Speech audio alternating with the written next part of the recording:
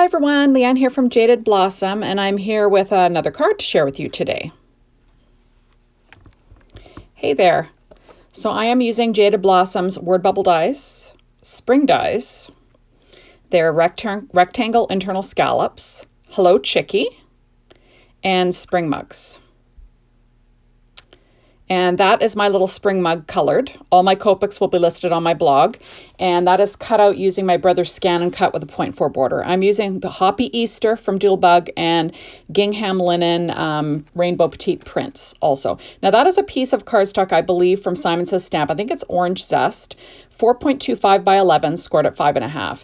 And I cut a piece of paper from that Hoppy Easter pad from Doodlebug at just 1/8 of an inch smaller. So no die for this. And I'm laying that down. I'm using my ATG gun. And I'm just taping that down. I'm taking a big risk because, you know, I can't get things straight. So, and look at it, worked out this time. It's a miracle. There we go. So I went ahead and I cut out the rectangle internal scallop die and the grass die from the spring dies. The grass is from the Hoppy Easter pad, and the yellow rectangle internal scallop, that is from the Gingham Linen Rainbow Petite prints. So what I'm doing is I'm adding the grass to behind my little, internal scallop die. And I'm just going to trim them off. Those are actually Tim Holtz shears, those long ones. And I'm going to stick that down on the inside of this little frame that I cut out. So this is a super easy card today. Like I say, they don't always have to be rocket science. They can be just simple, straightforward cards. I'm using my Simon Says Stamp Craft Tacky Glue. And I'm just sticking that on. And I want to make sure it's straight because, you know, I don't get things as straight as I would like. So now I'm going to use the same glue to just apply the frame to my background. So this is all flat on the card, and you notice I knocked the grass so it's not straight anymore. So I'm gonna have to fix that without getting my fingers all mucky. There we go.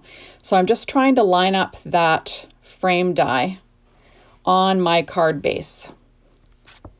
I don't know, I find that when things are crooked, I don't see them as I'm lying them down, but I see them later, and it really drives me crazy. And then I'm doing some major tearing apart of cards to get things straight. You don't want to do that. So I just pulled out my EK Success tweezers. You see that? I like to try and make sure things are straight, or as straight as I can get them. And I have that on my card base there.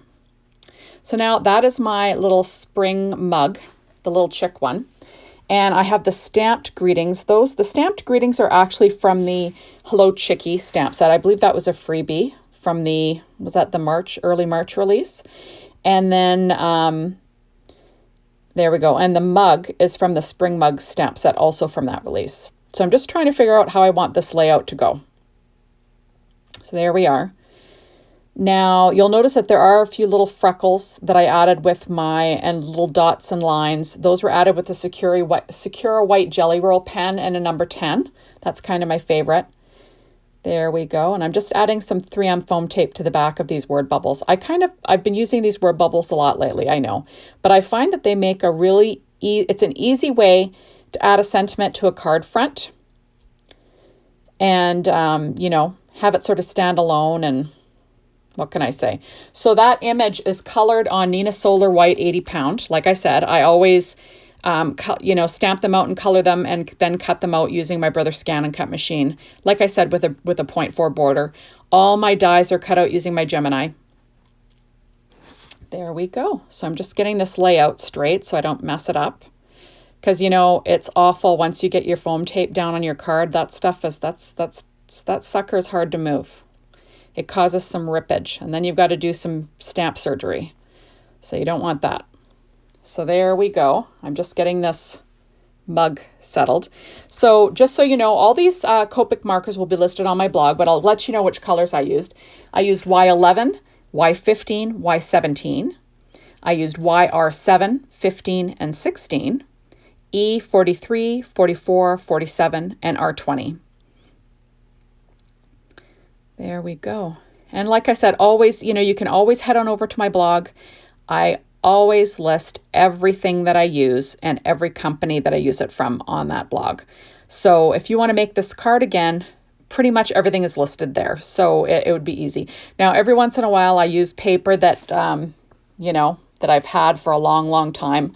So it'll be hard probably to get a hold of some of them. But most of the time I use current paper, or pretty current anyway. I can't always use current Easter paper or like paper for the seasons, because with Doodlebug, I love Doodlebug. Don't get me wrong. But I live in Canada, and sometimes when you order seasonal paper from Doodlebug, it misses our holiday by the time it gets here. Through no fault of their own. We have our mail system in Canada is, challenged at best. And it's just not going to get here in time. So I tend to use, the seasonal paper from last year to use on this year's cards, unless I get lucky and I get stuff early, but that's generally what happens. So now you see the little, the word bubble, the part that's pointing, didn't have any glue. So what I do is I put a little bit of glue on a scrap piece of paper and I sort of apply it to the back side of the die. Now I'm pulling out my shape sprinkles. That is hens and chickens. And I'm going to pull out a little chick from that. Because, how cute is that? They're just too darn cute. You just have to add one of those guys. So I'm going to add one of those. I'm trying to decide, do I want it looking head on or to the side? I'm going to go looking at the mug. There we go. And that's just a little pen blade that I'm using to grab my shape sprinkles. You can use anything. I just find it's easy. Now I'm using Latte Love shape sprinkles. And I'm pulling out the 2 little coffee beans that I have on there. And I'm popping them on. Hopefully people realize they're coffee beans and not little chick poop or something. I'm going for coffee beans. There we go. That's the look I'm going for, but we'll see what people think. I don't know. Maybe leave it in the comments. Does it look like poop? I hope not. Okay, and now I'm using the Candy Hearts shape sprinkles, and I'm going to add 3 because I tend to add groups of 3.